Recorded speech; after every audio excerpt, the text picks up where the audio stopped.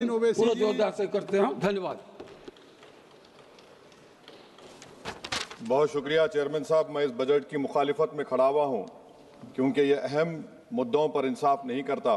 मिसाल के तौर पर सर, अगर आप देखेंगे मुस्लिम एनरोलमेंट जो UDIC का डेटा है 2021-22 का, मुसलमानों का एनरोलमेंट गवर्नमेंट का डेटा बोलता है प्राइमरी में 15%, यूपी में अपर प्राइमरी में 14%, सेकेंडरी में 12% और हायर सेकेंडरी में 10%। प्राइमरी से लेकर हायर सेकेंडरी तक आते सर 5% की गिरावट होती है।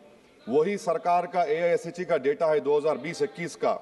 2016-17 में मुसलमान 4.87 थे एजुकेशन में, 19-20 में बढ़कर 5.45 हुए और 2021 आते आते सर वो 4.64% हो गया।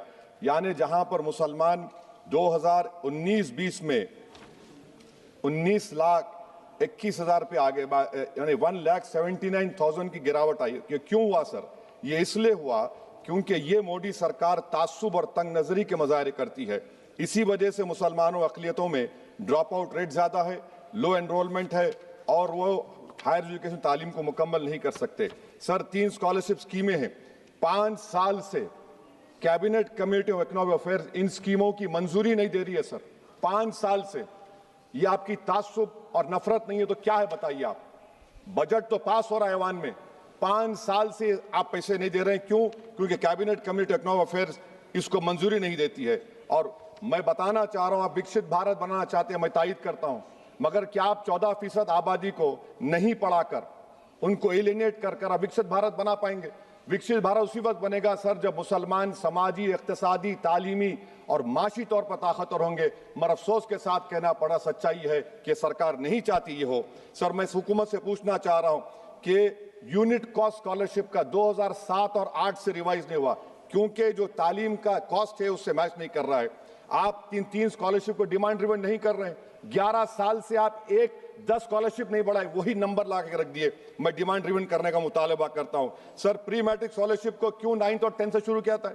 Sir highest drop out rate मुसलमानों का है और हमारे मसीहा वेस्ट बंगाल में बैठे, वहां पर ड्रॉप आउट रेट मुसलमानों का 23%, आसाम में 30%। आसाम की सरकार गोली मारने का वीडियो कम बनाएगी तो शायद मुसलमान पढ़ ले तालीम में। सर मैं मुतालबा करता हूं कि मौलाना आजाद फेलोशिप को दोबारा शुरू किया जाए ताकि अक़लियती और मुस्लिम बच्चे हायर एजुकेशन मुकम्मल कर सके।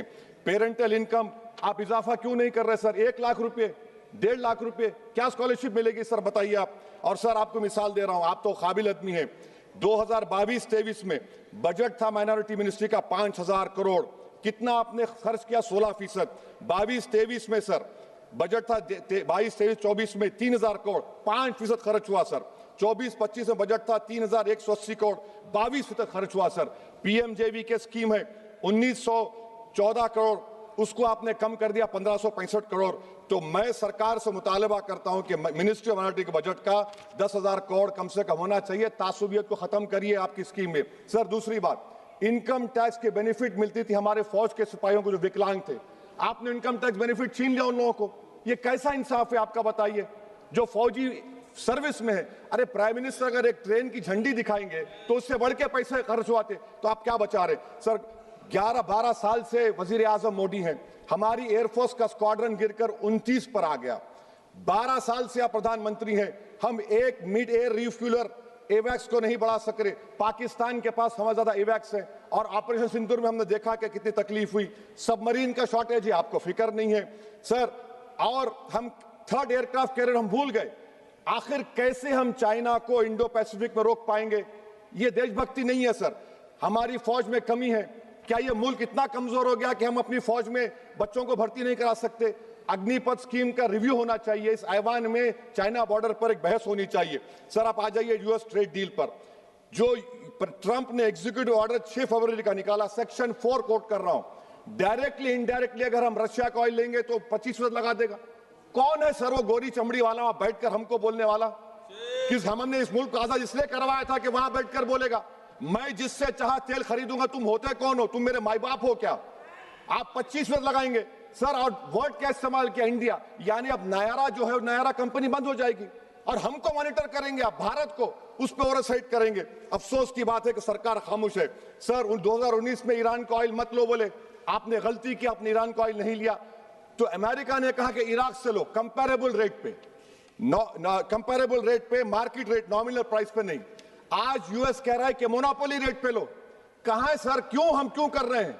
क्यों इतना गिर रहे हैं इस गोरी चमड़ी वाले के सामने? आखिर हमारी हमियत कहां है सर?